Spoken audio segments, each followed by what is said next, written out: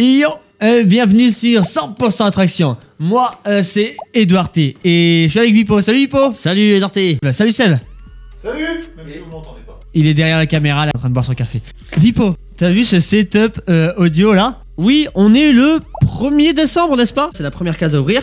Et coup de bol, coup du sort, je ne sais pas, il y a, je le découvre, 2 petits œufs. C'est bien, on est 2. Oh, il y a 2 petits œufs au chocolat dans le calendrier de l'Avent. Bah merci. On se les gardera pour tout Non, à en l'heure. fait, ce dont je voulais parler aujourd'hui, parce qu'on fait une vidéo par jour jusqu'au 24 décembre, en fait, c'est le calendrier de l'Avent de 100% Attraction. Tu sais que sur Instagram, on a fait un tournoi des parcs d'attractions. Quel est votre parc d'attractions préféré? Sur Instagram, vous avez voté. On commence tout doucement avec un résultat par jour. Enfin, aujourd'hui, on en fait 2. Vont s'affronter comme parc. T'as vu comme si c'était un duel. Bagatelle versus le Puy du Fou. Déjà, ça commence bien. Bagatelle, c'est un petit parc d'attractions qui a pas beaucoup de thématisation. Je note quand même des attractions. Il y a 5 coasters. On peut citer notamment Triops, qui est un inverted coaster de chez Vekoma, les fameux. Également Gaz Express, c'est un coaster fabriqué par Soke. Et aussi, je vois sur leur site 8 attractions à sensation. Donc parmi ceux-là, je vois un Silver Wing, c'est un air race de chez Zamperla, ou alors un raft. Nous, on adore les attractions aquatiques. En hiver, peut-être un tout petit peu moins. Sur leur site, j'ai beau scroller, je vois pas de Dark Ride. Tiens, ça peut être un point d'amélioration. C'est un parc qui coûte environ 30 € d'entrée. Puy du Fou, lui, c'est à peu près 40. Puy du Fou, c'est une quinzaine de spectacles, que ce soit en intérieur, en extérieur, avec des sièges, debout. Il y a de tout pour les petits, pour les grands, et c'est surtout pour toute la famille. Beaucoup de spectacles qui sont sur beaucoup de thèmes différents, c'est très varié. Si vous aimez l'histoire, vraiment, vous allez adorer, mais même pour nous qui sommes pas forcément des passionnés d'histoire absolue,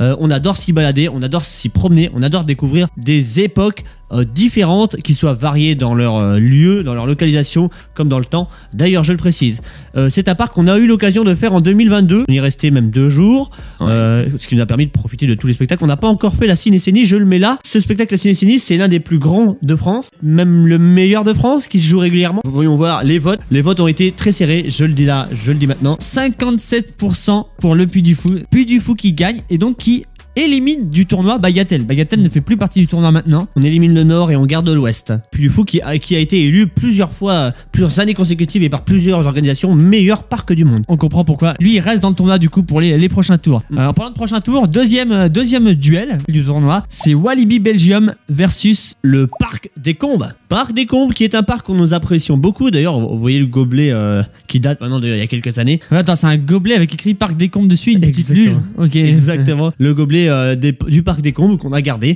et qui est un souvenir parce que ça fait partie vraiment de nos parcs préférés, j'ai pas peur de le dire. C'est un parc où les attractions sont vraiment fabuleuses, notamment 3 coasters dont un boomerang Vekoma familial, c'est pas un boomerang comme on connaît parfaitement, ainsi que 20 attractions à citer, entre autres le Canadair qui est un Flying Fury, Technical Park l'Escadrille, un aérobat, Technical Park qui sont vraiment deux. Enfin, il y a beaucoup d'attractions Technical Park, je crois que quasiment toutes les attractions viennent de Technical Park ou la majorité. Il me semble aussi, comme je le vois, oui beaucoup. Il y a aussi des luges d'été qui sont vraiment très impressionnantes. Et chez Vigand. Il faut faire très attention, ça peut faire des accidents. Faut mettre un coup de frein à la fin, quoi. Peut-être 2. Le prix du parc, c'est à peu près 23 € par personne, c'est pas énorme. C'est pas tout à fait ça. Et en plus, l'accès au parc est gratuit, mais on peut acheter, payer chaque attraction. Genre, on peut payer c'est quelques euros par attraction, ou alors prendre un pass illimité pour avoir un nombre d'attractions illimité comme un parc classique. Et là, ça coûte 23 € comme tu as dit. Nous, en principe, on prend toujours les 23 €. On est des passionnés de parc d'ailleurs, comme de parc Walibi Belgium. C'est pas en France, c'est en Belgique. Je le dis parce que c'était pas évident pour tout le monde. Pour moi, je m'en suis douté. Donc il y a 9 coasters. Ah, tout de suite, ça écrase un petit peu le parc des cons. Je suis pas là pour influencer tu vois, les résultats ou quoi. Mais Walibi Belgium, 9 coasters. On voit Conda, nouveauté, c'est un coaster Intamin. Tiki Waka, un coaster Gerstlauer. Il y a Pulsar aussi, c'est un Power Splash McRide. Tiens, une grande diversité que je cite là en quelques coasters. Si sur leur site, on voit 10 attractions à sensation. Ça va de la Dalton Tower, une Giant Drop de chez Intamin, en passant par Popcorn Revenge. Popcorn Revenge, ça c'est un Dark Ride interactif.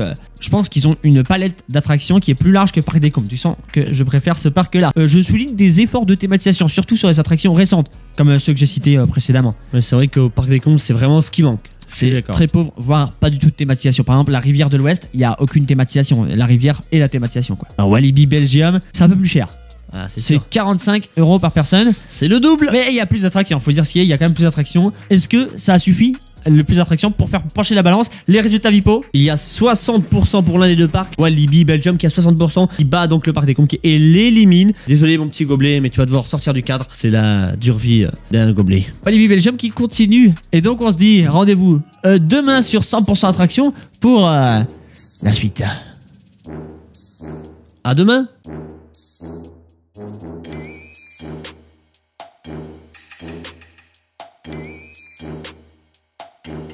je préfère Walibi Belgium. Allez hop.